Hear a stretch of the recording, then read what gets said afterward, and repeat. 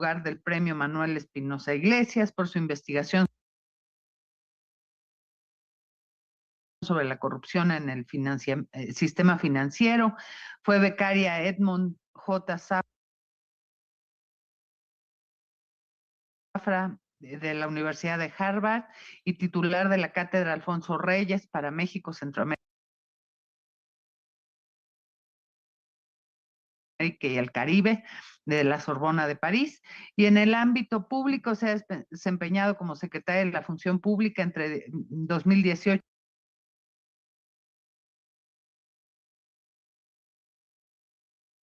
y 21, y fue diputada constituyente de la Ciudad de México de 16 a 17, donde integró la mesa directiva de la Comisión de Buen Gobierno, Combate a la Corrupción y Régimen de Responsabilidades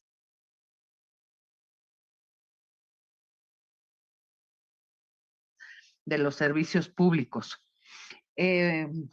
Voy a presentar también, va a comentar el trabajo de la doctora Rose-Ackerman, el doctor Maximiliano García Guzmán, que es doctor en Ciencias Políticas y Sociales con orientación en Administración Pública por la UNAM y se desempeña actualmente como profesor de tiempo completo en el Centro de Estudios en Administración Pública de la Facultad de Ciencias Políticas y Sociales.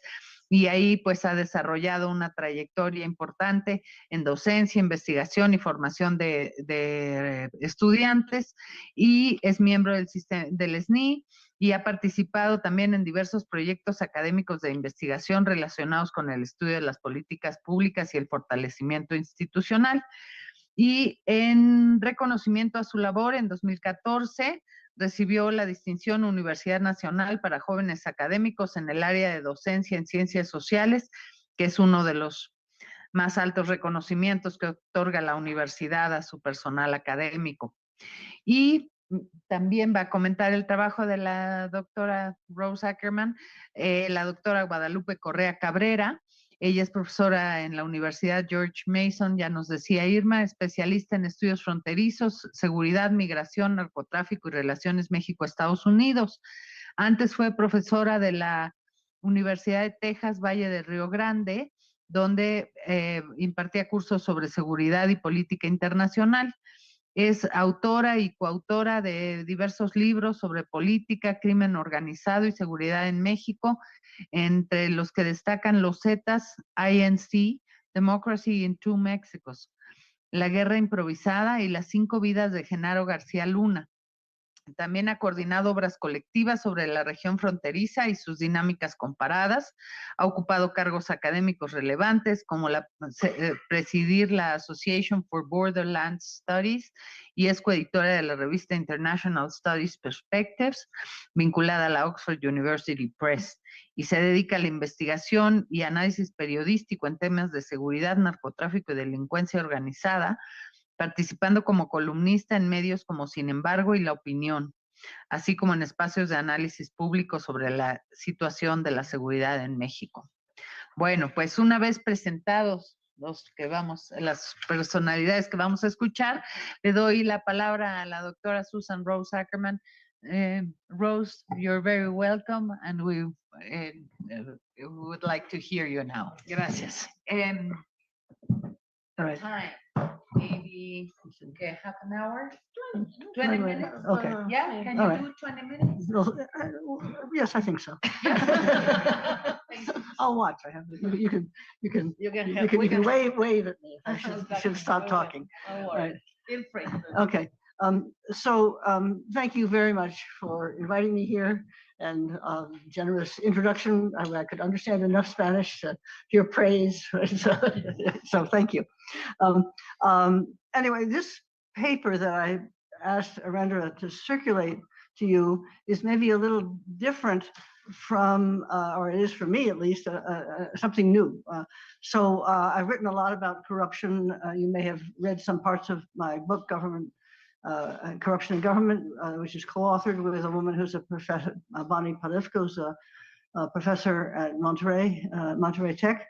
And it's a topic I've been interested in for a long time, ever since I was teaching a undergraduate course at Yale College on urban problems, and noticed that there was corruption in a bunch of government programs providing subsidies for housing, and began to think, you know, a little economics would help you understand why that program had corruption in it and other ones might not have done it the way it was the way it was designed. And we can talk about that later. What I want to talk about today is, as I said, something new for me, because I have combined an interest in corruption with an interest in the way the state works, with administrative law, public administration, and wanting to focus not so much on the criminal law cracking down on people. Obviously, that's got to be a part of any anti-corruption activity, but more what I've been most interested in is how is it that the design of a public program has created incentives for people to pay bribes, and given, you know, people's self-interest in financial gain, you can talk about how the design of a program creates incentives for corruption, and suggesting that that policy should not just be focused on trying to catch individuals who did bad things, but trying to ask how to structurally reform and organize the way the state operates. And I think Eréndira's been also interested in many of those things.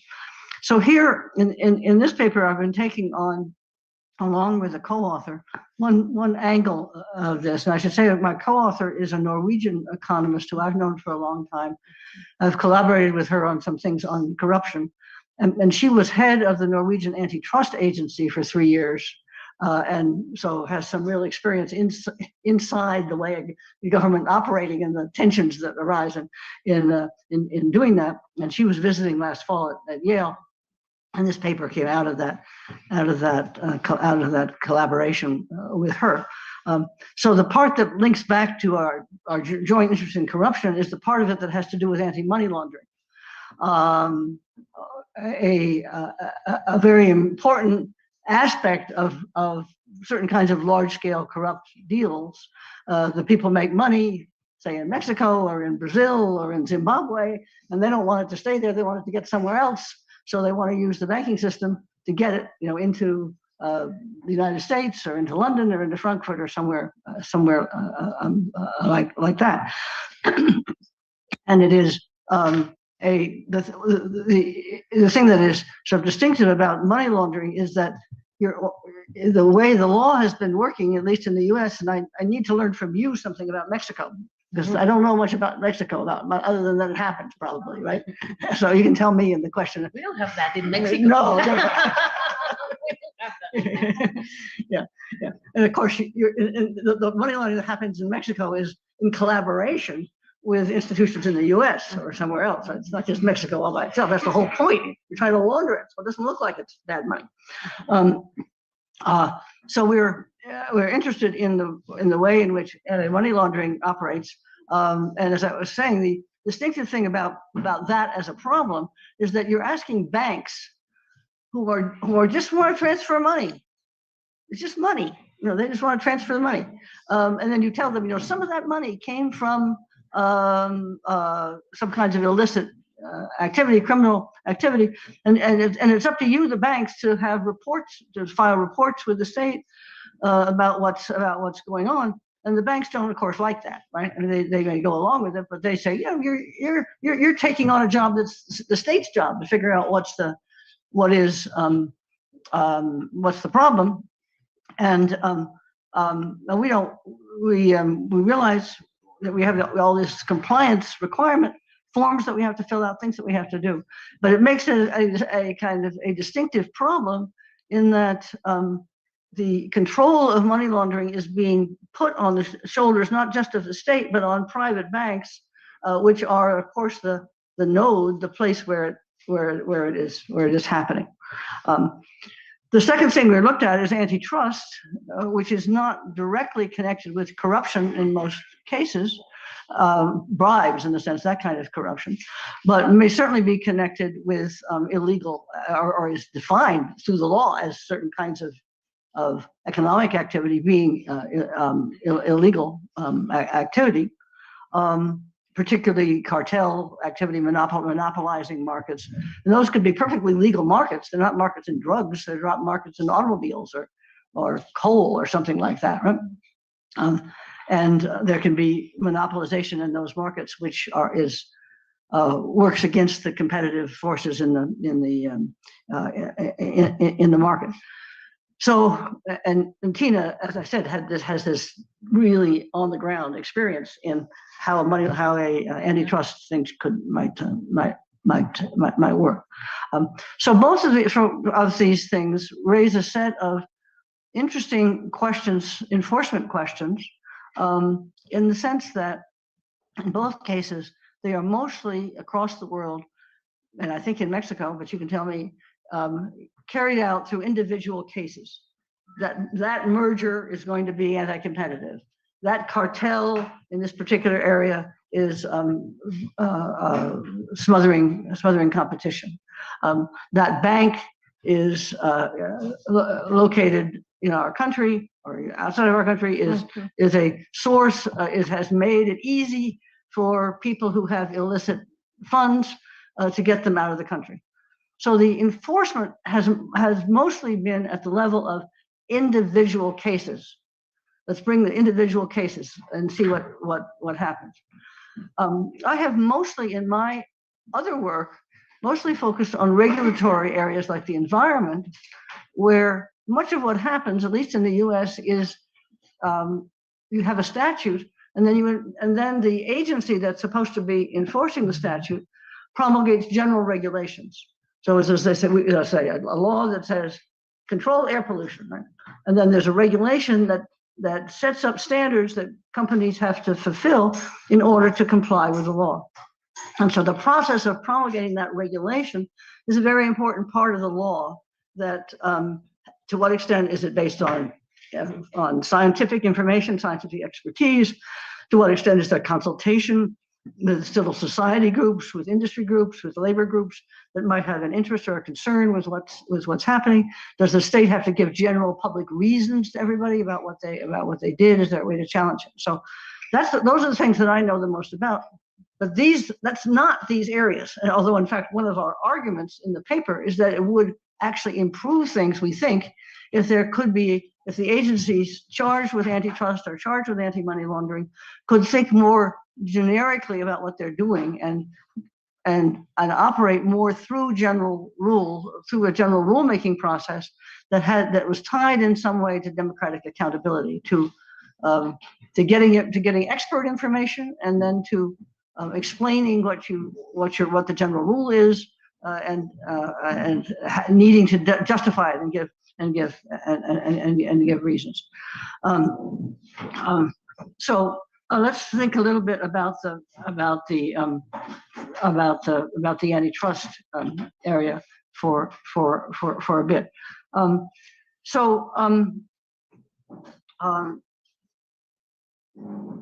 The part of it that has to do with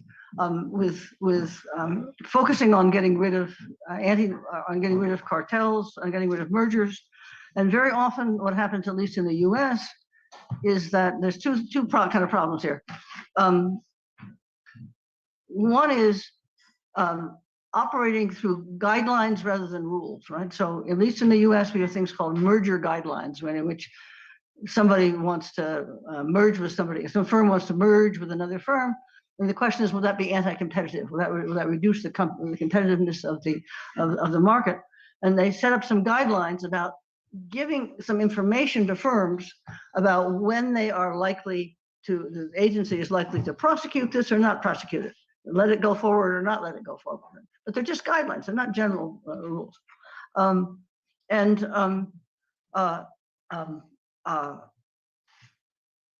You could imagine that those being converted not as guidelines, but as general background regulations that would ex ante tell, as a rule, as a legal thing, what's possible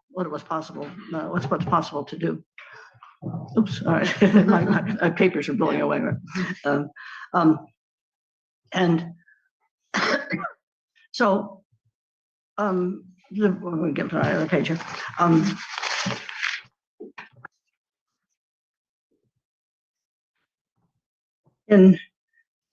And there's a similar kind of thing in the anti-money laundering stuff. you may have big, when you're looking around both of them, you have big cases that get a lot of press. Some whole bank is being criticized or brought, laws being enforced against them for being too deeply involved in money laundering. And it always in those cases when there might be a choice between using the criminal law to go after somebody or some kind of a structural administrative revenue. What's the advantage of the criminal law as opposed to something else? Sometimes you might not have a choice, but it's a real choice because it sounds superficially, criminal law, that's great, that's tough. That's what shows being tough, criminal law. But of course, the problem with the criminal law is the very reason that just because it's such a tough way to go after people, the people who are being accused of crimes have quite a lot of rights to push back, quite a lot of way to delay things, to try to make their case. And that's right. If you're accused of a crime, you should have you as an individual should have an ability to push back. But it does mean that things get delayed, things don't happen, and if you're just doing everything by case adjudication, it may mean that the law enforcement authority is missing or not thinking about some broader structural questions about how the whole banking system is organized, or how a particular industry and antitrust is organized in a way that might reduce the incentives to carry out money laundering or anti-competitive behavior. So that's the first issue about making it, it's a choice for the law writer to make, right? It's not a choice that the administrator can usually make, although you may, as an administrator, have a choice about whether to pursue something through a criminal track or through an administrative track. And part of the point here is that just saying, well, criminal, great, sure, I should always do that, will not always be the correct response if your interest is in trying to reform the way in which a particular market operates, or a particular money laundering thing operates. And there are additional set of interesting issues that come in when it's a corporation that's involved. Right? So there's a lot of complicated questions about whether a corporation, a legal person, right? And then people use, at least in English, the word person, whether a legal person can be guilty of a crime. Right? And of course, we said here moral person. A moral person. Moral person. Yeah. Legal person. Okay, but it has some legal consequences. Yeah, of course. In the United States, we're very cavalier about it. There's no problem with calling a corporation a legal person from the point of view of imposing the criminal law on them. Many countries in Europe do not have corporate criminal liability. The idea being that they can't feel guilty. They don't have personality, so they can't feel guilty, and so therefore they can't be criminals. But they can be held civilly responsible for things. They can be fined, but it just can't be called a crime. For corruption, actually, the French, this is a principle that comes out of French law, the idea of to be held criminally liable, you have to it has to be possible that you could reform in a kind of moral sense. Right? But and that, as I said, originated in French law, but even the French have changed their law for corruption only, so that they can hold corporations criminally liable. The French. Yeah, but not Germany. I don't think Norway either. And I don't know about, probably not the EU. So in any case, does that matter? Maybe it's just as well that a corporation can't be held criminally liable if, as I was saying before, some of the ways to deal with these difficult problems of antitrust, of money laundering, is to think of it as a problem of the organization of the way in which institutions in society are being organized, and how they should be constrained and controlled by law, through requirements by law, but not necessarily have to put the crime label on it. But it would involve not just not using the crime label, but also being more governments enforcers being more sophisticated about structural remedies, which are not just imposing fines, but about reorganizing markets or reorganizing things.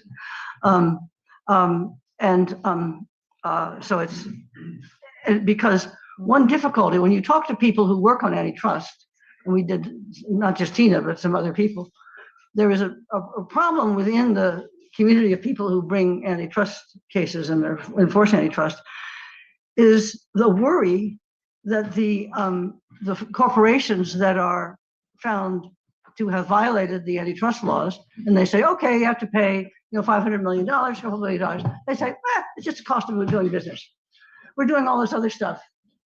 This is just the cost we just write it off on our balance sheet. And that's a general problem with relating penalties to behavior. And it seems to be especially a problem when the entity that we're talking about is an institution, not a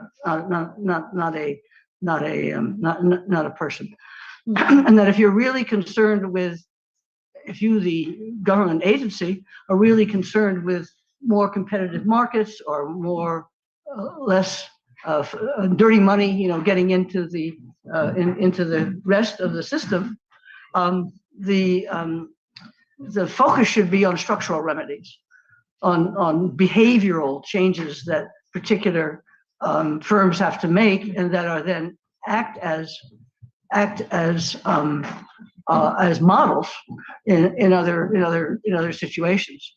And that was part of our concern. And I think Tina, in her work within the Norwegian Antitrust Authority, bumped right up against that set of questions in terms of what cases would be approved to go forward, how would you think about going forward, and what you notice when you're a guest administrator in that position. You probably noticed it yourself when you were in government, right?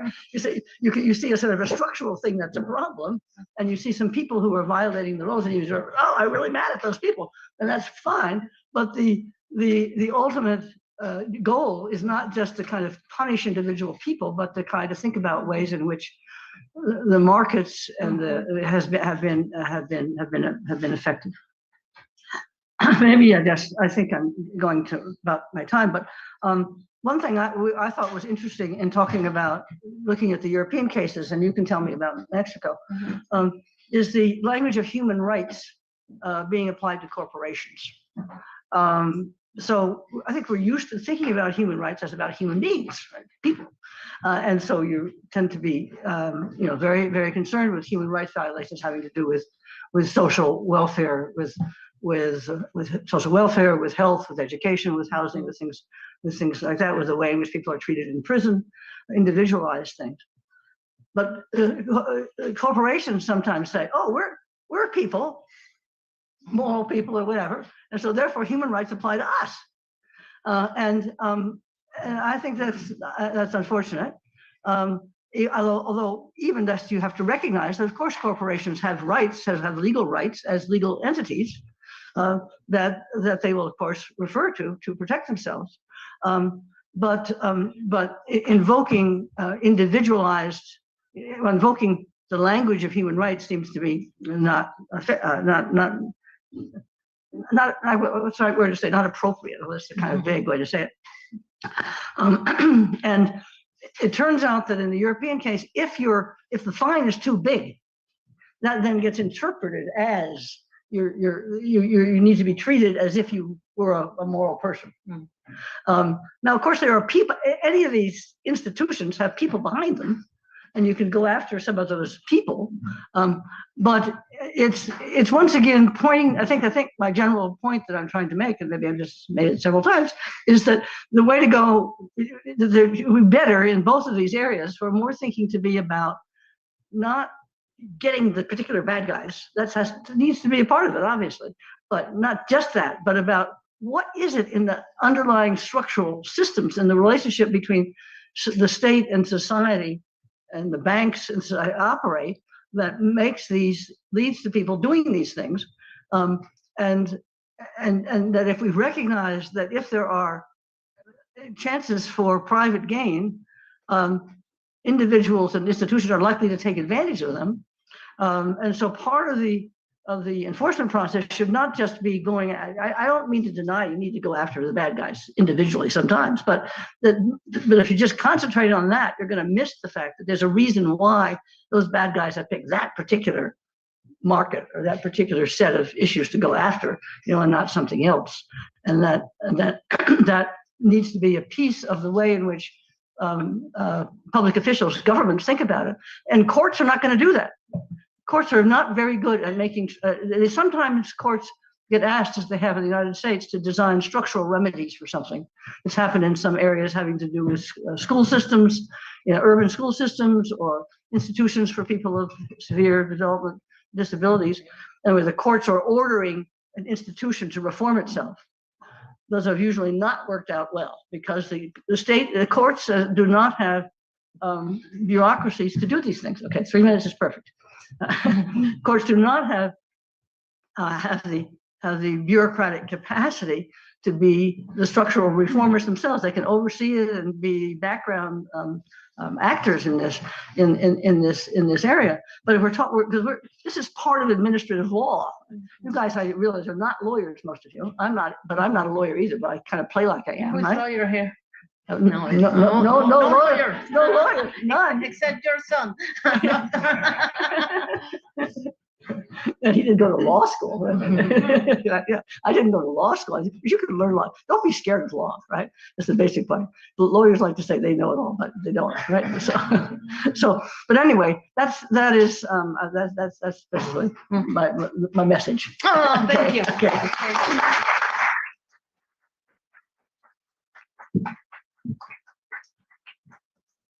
Thank you very much, Rose. I'll pass the microphone. Susan. I'm sorry, Susan Rose. I am sorry. I am so sorry. So I'll give the microphone to Irma for the first comment. Thank you so much, Sylvia. Thank you. We are really deeply honored to host here such an outstanding research you've seen. I was telling my students how inspired by you my work is, and I am very, very thankful for your contributions here in El Instituto de Investigaciones Sociales, and particularly in our seminar. And the idea, Susan, let me tell you this, is that most of us understood your message in English, but most of us will be speaking in Spanish, right. And you will have your personal translator. So feel free, siéntanse libres de participar, por favor, en español o en inglés, si ustedes quieren practicar y contribuir en inglés. Y mi contribución muy acotada será precisamente sobre la base de 3 asuntos que Susan nos pone. En particular, el tema de lo individual, la base del desarrollo individual de los casos sobre el desarrollo general de las soluciones.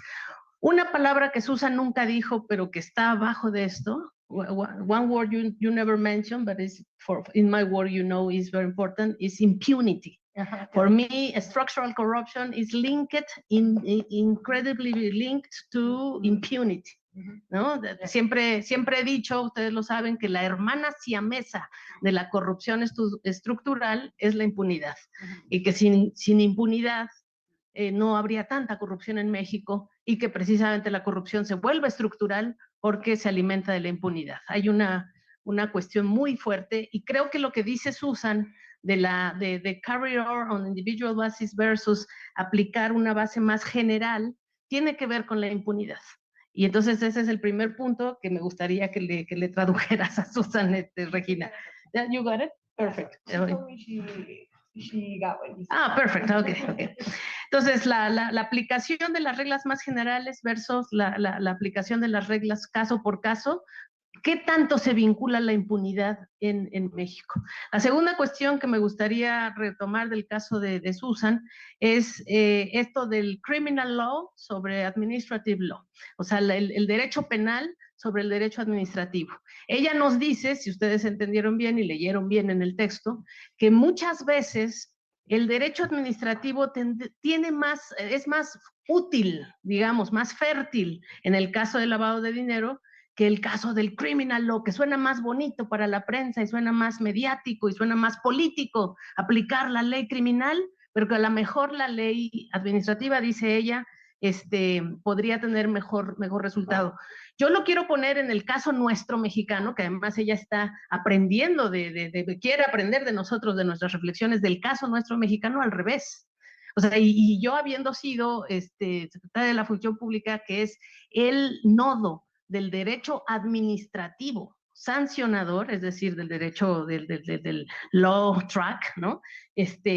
Ha habido más problemas para castigar y para acabar con la impunidad, precisamente porque lo empujamos en el administrative law y no aplicamos el criminal law. Entonces, quiero jugar también con eso, no sé si eso le puedes ayudar. She wants to focus on how the Mexican case has limitation because here administrative law is limited and there's not been a way of tracking criminal law to be able to do what it needs to be. Yeah, maybe in Mexico we have the other way around the case, no? The administrative law track is more complicated than the criminal law. I mean, all these cases that you were sharing with us, that the corporations and the persons that are involved in these cases can delay the cases. That traditionally applied more to the administrative track than the criminal track. Y la tercera cuestión con la que yo concluiría, si me permite, Silvia, es el tema de esto que nos dice la doctora, de que en Europa no hay posibilidad de castigar a las corporaciones porque no son personas, ¿no? Y que el único país, dice, que se ha roto un poco con este tema, solo para el caso de la corrupción, no para el caso que estamos hablando aquí, que es el blanqueamiento de activos y el lavado de dinero, pero para corrupción, es Francia, donde en Francia a las corporaciones ya empiezan a castigarlas como corporaciones en caso de corrupción, que no sé qué significa caso de corrupción en Francia, pero ya es corrupción. Y yo lo que le pregunto a Susan, esa es más pregunta, es qué tanto esta idea de no aplicarle personalidad a las corporaciones tiene que ver con la secrecía, porque esto es lo que en el derecho privado ha sido un gran escudo. El escudo, así como el escudo de las Américas aquí, el escudo de la corrupción corporativa es la secrecía fiscal, la secrecía bancaria, la secrecía profesional, incluso se utilizan todo tipo de secretos, el secreto fiduciario, el secreto bancario, el secreto profesional, el secreto fiscal, para acabar con el combate, no solo a la corrupción, sino en este caso al blanqueamiento de activos. Entonces, todo esto que nos dice Susan de la personalidad de las corporaciones, ¿qué tanto tiene que ver con la opacidad y la secrecía?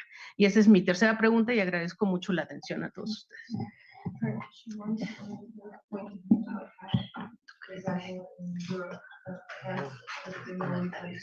Sí, de protección.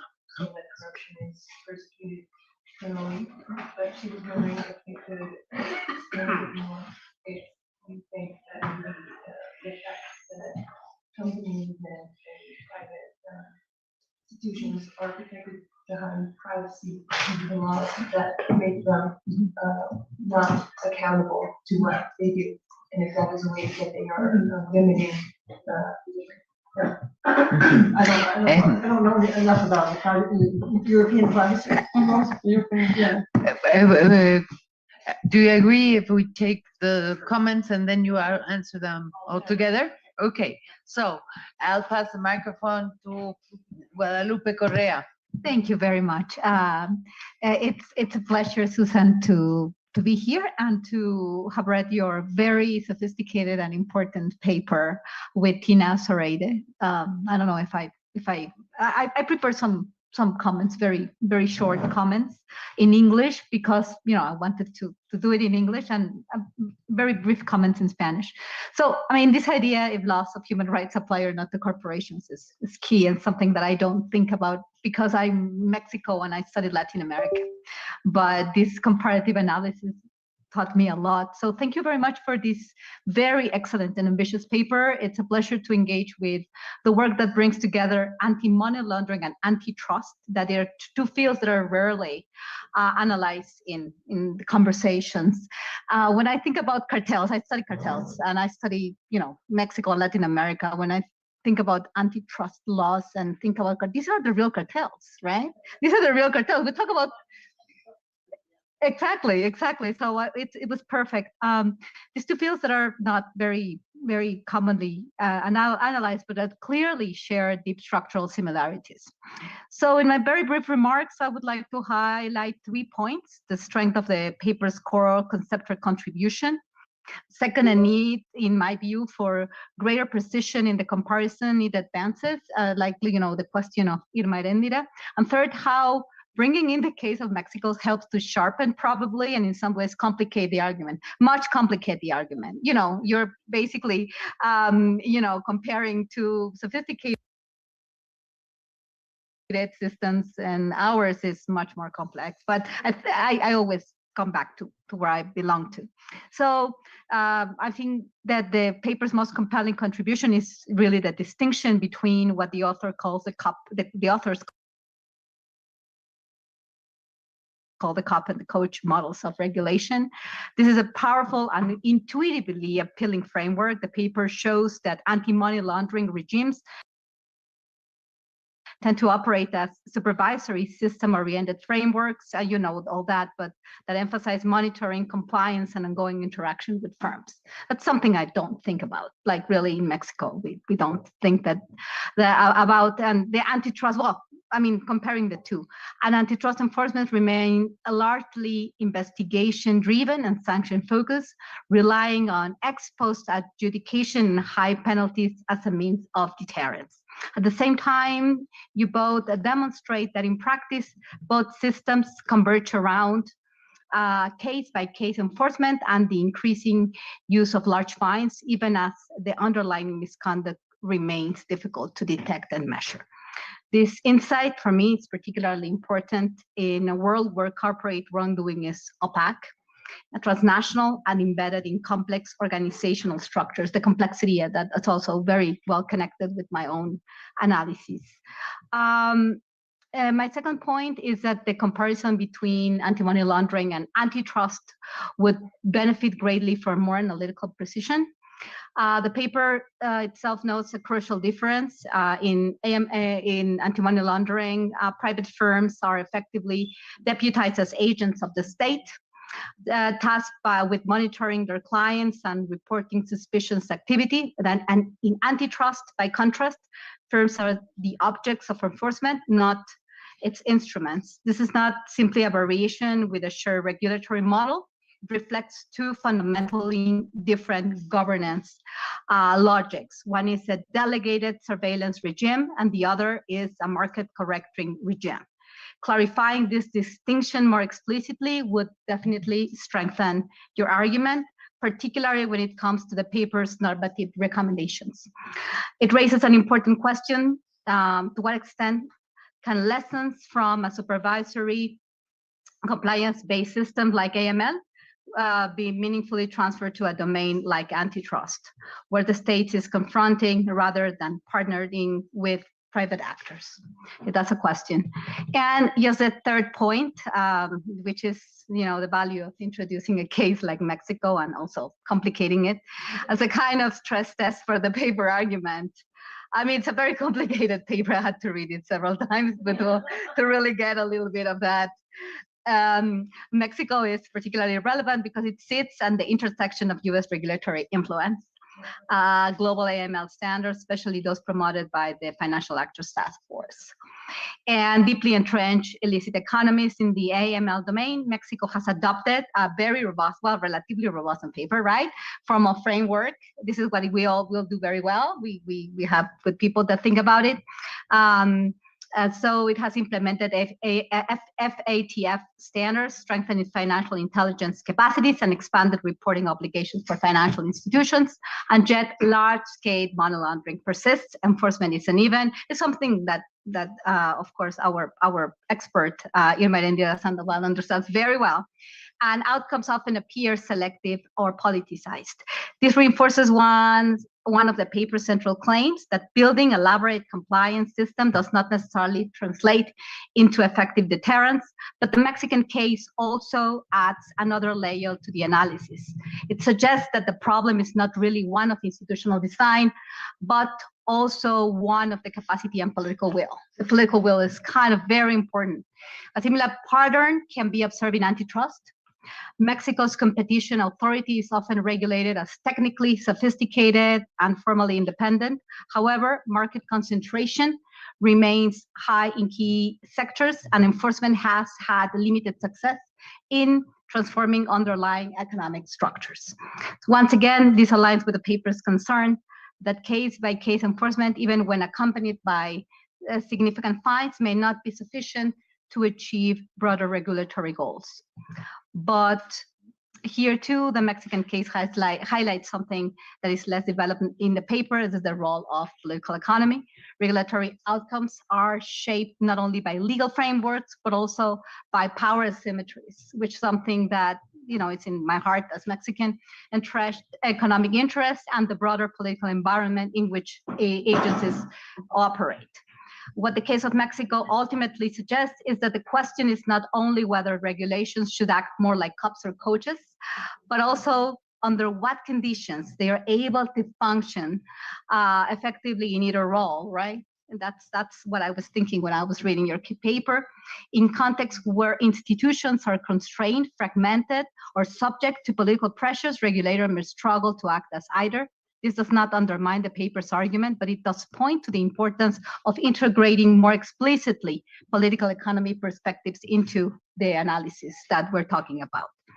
And, you know, I just want to conclude by emphasizing that this is a rich, thoughtful, and highly relevant paper. My main suggestion is to sharpen the conceptual distinction at its core and clarify the limits of the comparison itself, and the comparison between AML and antitrust, and more fully incorporate cases like Mexico that highlight the importance of state capacity and the political context, the political economy content of this. Doing so would not only strengthen the argument, but also broaden its relevance beyond the transatlantic comparison. With that in mind, I'm not saying that you have to incorporate the Mexican case into the paper, but it would be interesting to have like a panel, or, you know, I mean, something else where people can discuss the very important case of Mexico. Thank you very much.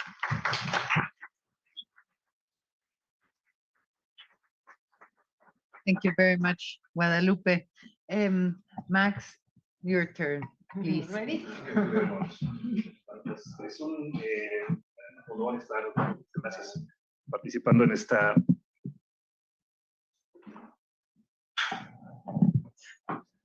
Estar participando, ¿sí me escuchan? Sí. A ver, si Le no, pasamos el micrófono a Max. no sé Por si favor. llega. Sí llega. Conectado, creo. Sí llega. Gracias.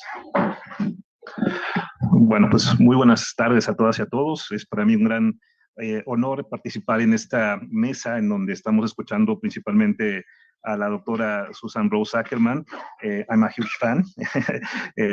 Sin duda, para aquellos que nos dedicamos un poco al tema de la transparencia y la rendición de cuentas, la literatura que la doctora Susan ha producido es fundamental para entender el fenómeno, y en ese sentido, pues agradezco mucho la invitación y también la oportunidad de estar con colegas tan destacadas que han también hecho contribuciones muy importantes a lo que se discute hoy, que tiene que ver precisamente, sí, con elementos de la política económica, pero también, como lo señala el propio título del seminario, con prácticas de corrupción, de rendición de cuentas, de impunidad, y todo eso se cruza justamente en el paper que pudimos revisar para esta sesión.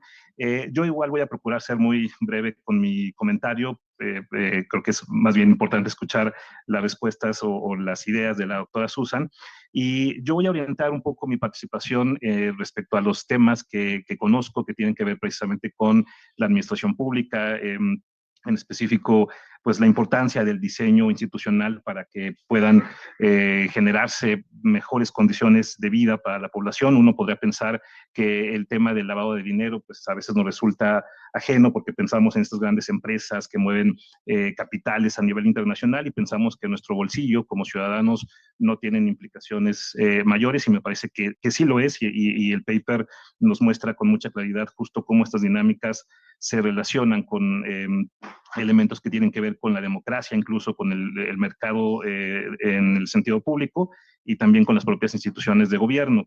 Y a mí en particular me llama mucho la atención cómo la doctora Susan introduce precisamente el tema del lavado de dinero a partir de una visión mucho más novedosa, es decir, no solamente quedarnos con esta idea, como ya mencionaba, del flujo de capitales que se generan de manera ilícita, sino cómo en un ambiente que se ha vuelto más complejo a partir de los fenómenos de la globalización y también del uso de la tecnología, pues suelen ser actividades que ya no se detectan con tanta facilidad, y eso supone un reto muy importante para las instituciones públicas. ¿De qué manera podemos controlar y atender este fenómeno del lavado de dinero sin afectar pues la lógica del mercado, que requiere pues cierta libertad para poder generar principalmente dos cuestiones que lo articulan en términos institucionales? Por un lado, el reducir los costos de transacción, y por otro, el asignar, como lo hizo la literatura clásica, asignar de manera eficiente los bienes y servicios, ¿no? Entonces estamos, me parece que en una reflexión muy interesante que en el diseño institucional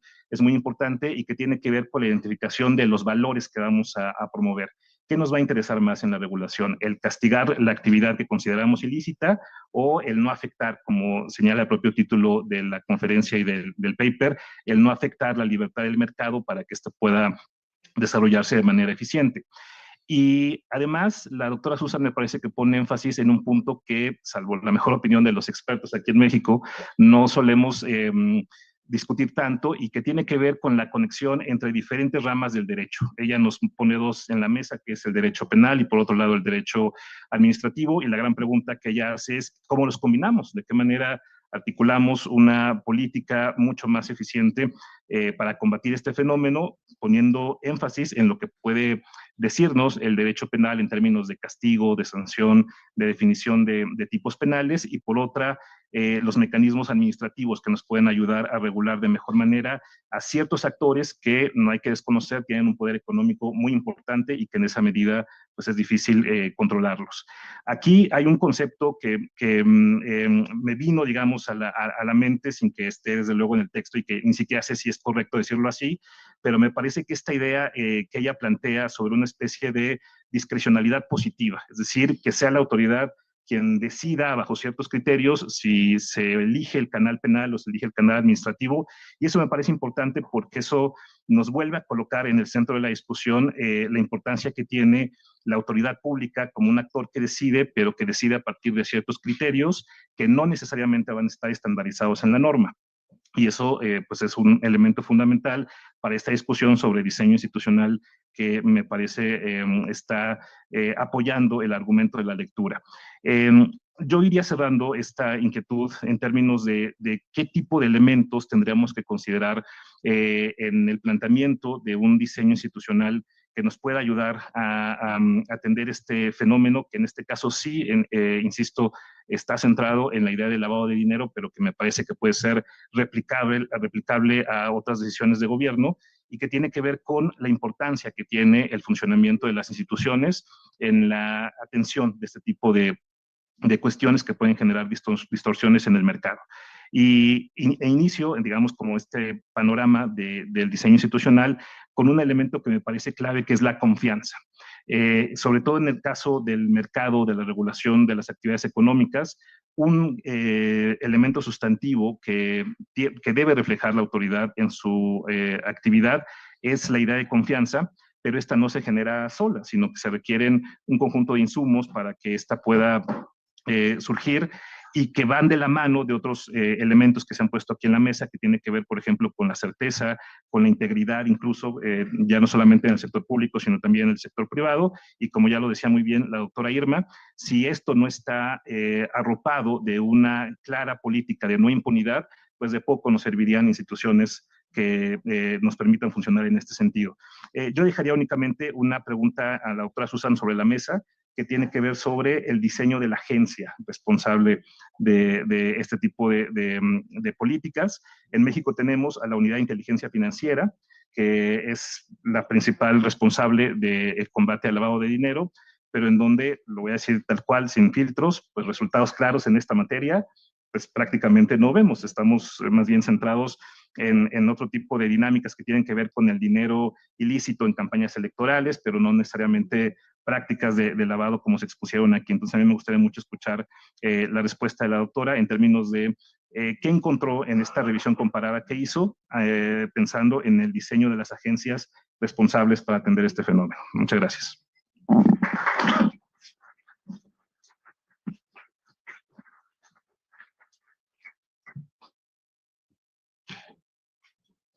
Muchas gracias, Max, también. Vamos a permitirle a la doctora Susan Rose que nos haga una primera réplica a los comentarios y después vamos a abrir el espacio para que si alguien más quiere preguntar también. ¿Ya? You agree with that? Yeah. Okay. we're gonna allow you. You have no choice. What I was telling is we're gonna give you the microphone now so you can reply to the comments you just heard, and then afterwards we can open the for questions from the audience. Rest of the gang. Yeah. Thank you very much for your comments. Very, very good comments. You're right to emphasize political will. In any complicated reform area, there's got to be somebody who wants to reform and who has the toughness to push to make it happen, because it's not easy. And there's going to be all kinds of people who want to do something else, right? And you're right, we certainly didn't really take that on here. And it's of course hard to know exactly how to take it on. The other part of it, of course, is that many of these things that you mentioned, the financial action, both of you mentioned the financial action task force, which is, I think, a very interesting international institution, not created by any kind of legal treaty. It just has some kind of clout in terms of its recommendations. But given that the problem, both of these problems I'm talking about, have an international dimension, both antitrust and money laundering, there is inevitably going to be some tension between what happened or some weakness in what an individual state can do. They can set a model, for other places maybe, but it needs to be part of the broader discussion. Obviously, one paper is not taking on all the possible things that could happen, but you're certainly right to raise the political will question. I should mention Tina, my co-author, who was head of the antitrust agency in Norway, which was she was a single head at will employee under the Ministry of Commerce. And at least you could partly understand what was happening to her, was that the Ministry of Commerce didn't like how aggressive she was being, right? Right? So this is Norway, which is, not a very corrupt place, but there's power struggles, anywhere you look, and it's true. In this paper, we haven't denied. Obviously, we understand there are power struggles, but to just focus on some part of it. But you're right. That's certainly a piece of it. Your this sort of questions of the what administrative law is like in Mexico. I've had some conversations with people over the years about that, and I think your administrative law has some features that I think are not, and you have to correct me if I'm wrong because I don't speak as an expert on Mexico. The parts of U.S. administrative law that I think are very strong but are under threat. Of course, everything's under threat in the U.S. right now. So things that I thought were entrenched are not. But one of the things that is an important part of U.S. administrative law is that when general rules are made, in most cases, they need to go through something called a notice and comment process, in which there's the rule is made, a draft of it is made public on the Federal Register. There's a hearing process within the agency, which must be open to anybody who wants to come forward. It's not up to the minister to decide who to hear from. And hear from anybody. And that means, of course, they may get a million comments, so that's going to be a little unmanageable. But still, it has a basic principle that the outside can come in. And a lot of criticism. I would have a lot of criticisms of the actual way it works, but I think there's some important core there. And then the agency has to give reasons when it comes out with a general rule that has the force of law. And then there's judicial review of whether that it was arbitrary and capricious or consistent with statute. This is being basically undermined right now by the current administration. So this is a very, we have living example of the relationship between the tensions between some underlying set of rules and the sort of will of the leaders. And you probably have examples like this in Mexico too, right? So it's and we're not. This paper is not. I have some criticisms. I've written some things about the current administration, but this paper is not particularly about that. But I don't want anybody to think we don't recognize that there's a broader kind of context within which this is going on. Okay. So, anything else? Thank you, Susan. Bueno, pues entonces abrimos a las preguntas. No sé si tenemos el micrófono que se pueda pasar, ¿sí? Si quieres, sácalo de la base para que funcione mejor. Sí, muchas gracias a todos los que vinieron y aquí el doctor, si se presentan rápidamente también para que... Gracias, muy amable, doctora. Es un placer estar en esta reunión compartiendo la mesa con ustedes. José Jorge Eufrasio, de la Facultad de Economía en la Universidad Veracruzana. Estamos acá porque hemos tenido la oportunidad de intercambiar perspectivas académicas con la doctora Irma Eréndira y con el interés por el tema de corrupción en general y haciendo una tesis en esa materia. Y mi comentario va en el siguiente sentido, y creo que quise participar de primera instancia porque quiero darle continuidad a la intervención del doctor Maximiliano García, que puso énfasis en la parte del diseño institucional y vincularlo justamente con el lavado de dinero. En mi opinión, probablemente pueda ser meritorio analizar el lavado de dinero y también la corrupción, que finalmente el lavado de dinero es un tipo de corrupción, desde la perspectiva de policy capacities, es decir, de capacidades de política pública, que algunos autores como Gu, Ramesh y Howlett han destacado en ciertos papers que me han llegado y he revisado en últimas fechas. Básicamente, creo que si queremos analizar el tema del lavado de dinero y ciertamente la corrupción, no podríamos prescindir de concentrar mucho de la atención en justo lo que usted comentó, doctor. ¿Cómo están diseñadas las instituciones en nuestro país y si nuestras instituciones tienen capacidades políticas, operativas, administrativas, legales, ¿verdad? Claves y críticas para poder actuar con relativa, porque la total independencia no existe, pero sí con relativa independencia. Yo diría que de primera instancia hay dos elementos que tendríamos que tomar en cuenta. Primero, que tenga autonomía política y segundo, que existan capacidades administrativas reales. ¿A qué tipo de capacidades administrativas reales me estoy refiriendo? Pues, por ejemplo, un servicio civil de carrera, gente preparada que pueda hacer análisis, hacer evaluación de riesgos, identificar fortalezas y debilidades, tener un presupuesto asegurado, continuidad en él, etcétera, etcétera. Pero ciertamente que el titular de la institución tenga esa independencia mínima que le permita guardar cierta distancia respecto de los poderes reales. ¿Cuáles? Poder ejecutivo, poder legislativo y, ¿por qué no?, también el judicial. E incluso alguien diría ahí, desde el punto de vista de la teoría económica o de capture theory, tener también cierta independencia de los poderes fácticos, ¿no?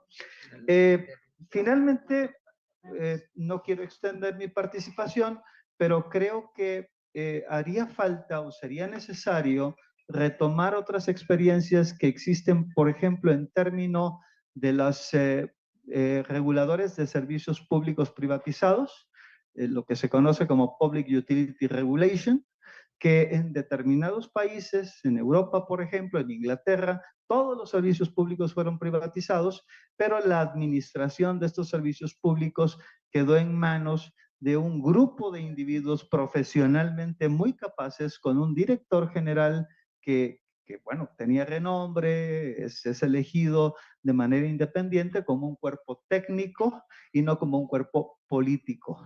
Entonces, probablemente sería interesante recuperar y rescatar el valor de estas agencias individuales, administrativamente bastante independientes, que ya hay antecedentes en la administración pública, y entonces sí, aquello de si es más importante el derecho penal o el derecho administrativo o the other way around, o al contrario, creo que tendría o podría tener una dimensión distinta. Es cuanto. Muchas gracias. Gracias, Jorge. Muchas gracias. ¿Alguien más quiere hacer una pregunta? 1, 2, ¿quién más para contabilizar y saber esta ronda? Buenas tardes, servidor. Mi nombre es Domingo Ramírez López. Quiero agradecer a la doctora Irma por invitarnos a este seminario de combate a la corrupción y rendición de cuentas. Doctora Ross, tengo una pregunta ahí. Susan, concreta, en el sentido de que en México no existen tribunales especializados que juzguen hechos de corrupción relacionados con personas morales o empresas. ¿Tiene usted algún referente, ya sea en Estados Unidos o en América Latina, de algún tribunal que haya surtido efecto para combatir este fenómeno? Gracias. Gracias. ¿Alguien más? Sí, sí.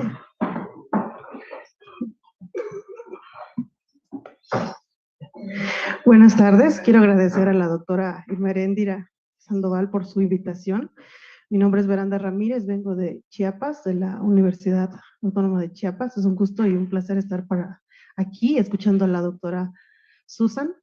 Y mi pregunta sería, en la investigación que actualmente estoy realizando en temas de rendición de cuentas municipales en Chiapas, ¿cuál sería su recomendación, doctora, en cuanto a qué elementos consideraría básicos para un sistema municipal como el que tenemos en Chiapas, que carece o necesita más elementos para tener confianza en las instituciones municipales que adolecemos actualmente? Muchas gracias. Gracias, doctora. Ok, tomamos uno más, ¿no? Y luego ok. Hola, ¿qué tal? Yo soy Jake Quiroz, estudiante de la maestría con la doctora Irma Eréndira. Muchas gracias, doctora Susan, por su ponencia. Mi pregunta sería, ¿qué contrapropuesta existe desde el mundo privado justamente a combatir el lavado de dinero? ¿Y qué tensiones ha suscitado sus ideas acerca de cómo combatirlo en Estados Unidos?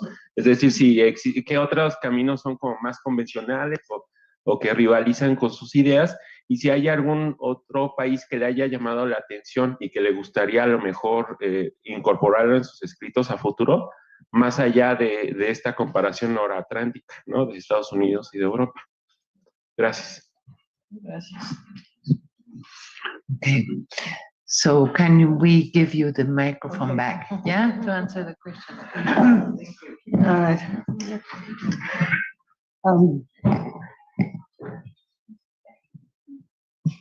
Let me start backwards.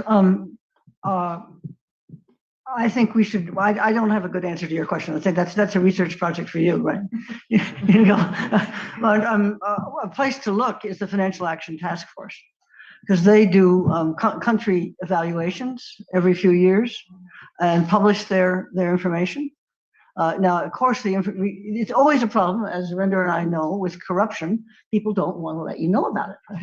So therefore, it's very hard to do research on it, and you need to find some kind of. Sometimes you can have proxies for some, you know, that you like. This couldn't be true unless there were, you know, the price of this couldn't be, you know, $1,000 unless there were corruption around, or there are people who find things out. So it's not easy, but that's, I think, looking at the Financial Action Task Force is one place to go. You were asking about special courts. The United States is weak on special courts. You know, there's the idea. This probably comes out of that sort of common law background. You know, that there are administrative law judges inside of independent different agencies. They are not judges in the judiciary sense, in the Article 3 sense. But they have the name. They wanted a nice label. They wanted to be called judges. So but they specialize, and some of them are very. So, for example, there are administrative law judges in the Securities and Exchange Commission, who therefore know an awful lot about the kind of regulation that the Securities and Exchange Commission does. The Justice Department has some. So that's a place to look for people who have their opinions and have some actual knowledge about it. What would be interesting, and I don't know that anybody studied it, is okay, take their decisions and then say, when are they overturned by the judiciary, the regular judiciary, which mostly doesn't know anything, you know, about these questions. As you know, I'm sure there are countries that have separate administrative law tracks. Germany has and France have both Conseil d'Etat and a single thing that there are judges who focus just on administrative law. Germany has a social welfare court and a labor court, not a corruption court.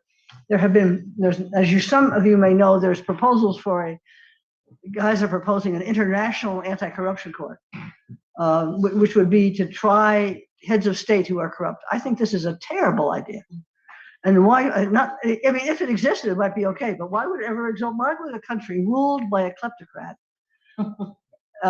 ratify a treaty that was going to make it possible to hold that person to account for how they were acting? So I just think it's a non-starter. You should think about other ways in which countries should share information about what's going on, permit more collaboration across borders. But I just say beware of that proposal, because there's these guys very aggressively pushing it, and it seems to be completely unrealistic. Now I've got to get back to the earlier. Who was this? It was you. Somebody was making a point about political actions and professional expertise. Yeah. That was you, right? Okay. Too many people asking questions. Exactly right set of things to be concerned about. If you're following anything that's going on in the U.S. right now, there are two cases below at the Supreme Court. One particularly on the Federal Reserve, and the other more generally about whether it's constitutional for us to have independent agencies, which we've had, clearly since the end of the 19th century, and some people say even before that they were de facto independent agencies going way back to close to the kind of independent in the sense that their decisions couldn't be overturned by somebody someplace else in the administration. And the argument was exactly that these people had expertise. And a ability, at least in hope, that they could be therefore independently use that expertise to make decisions about the regulation of, say, the railroads or telecommunications, other kinds of things. Another aspect of those is that they have, most of them have an odd number of people appointed from different parties, approved by the Senate. So there may be like three, or a law that may say only three of one part, no more than three from one party. So they have some kind of bipartisan distribution. And they seem to have worked pretty well. They're not criticism, they're not great, but they seem to do pretty well in that, in combining a respect for expertise with the idea that these are decisions which at least need to be justified in various bipartisan terms. It's an odd solution, right? We're trying to get something bipartisan appointments in the first place. But the idea is they've got to somehow work together to come out with it. And that's at risk right now in the U.S., which I think would be extremely unfortunate. But they exist other places too, and that's certainly one model or one way of dealing with some of the things you're talking about. I think that's perfect. I'm sure I missed somebody, but that's all right. Well, thank you very much, Dr. Rose-Ackerman. It was a pleasure having you here, and I think the audience has many more questions, but I hope they can keep on channeling them through Irma and through reading your work and working on it. It's been You sent me a question in Spanish, and it's fine. I have not just my son and daughter-in-law, but I have friends and other friends at Yale who are students. I supervise a lot of students from Mexico and other places in Latin America, so I can easily find out what you actually say. Yeah, well, thank you for that compromise too, and it was a great pleasure to have you here today. Thank you very much, and muchas gracias a todos.